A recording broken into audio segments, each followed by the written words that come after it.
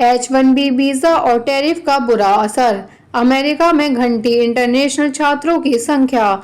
इस साल पहुंचे सिर्फ इतने स्टूडेंट। नई दिल्ली। अमेरिका आने वाले अंतर्राष्ट्रीय छात्रों की संख्या पिछले वर्ष की तुलना में इस वर्ष अगस्त में 19% कम रही। कोविड महामारी के बाद अमेरिका में अंतर्राष्ट्रीय छात्रों के आगमन में यह सबसे बड़ी गिरावट है।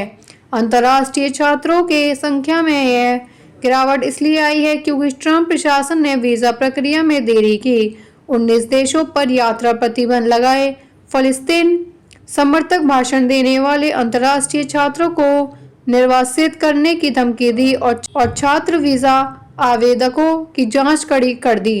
अंतर्राष्ट्रीय छात्रों के आगमन रिकॉर्ड पर आधारित इस डेटा में अमेरिका में प्रवेश करने वाले नए अंतर्राष्ट्रीय छात्र और देश में लौटने वाले मौजूदा अंतर्राष्ट्रीय छात्र दोनों शामिल है।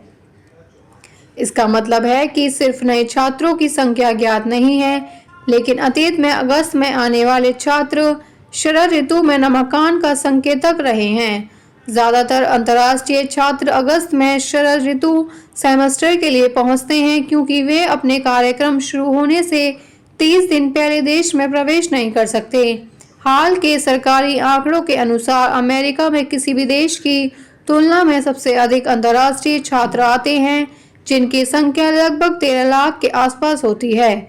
इनमें 70% से अधिक छात्र एशिया से होते हैं और इस वर्ष अगस्त में एशियाई छात्रों की संख्या में 24% की गिरावट आई है। लगभग 3 में से 1 अंतर्राष्ट्रीय छात्र भारतीय होता है।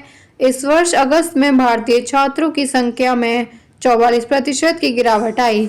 हर 5 में से 1 अंतर्राष्ट्रीय छात्र चीन से होता है और इस वर्ष चीनी छात्रों में गिरावट जारी रही।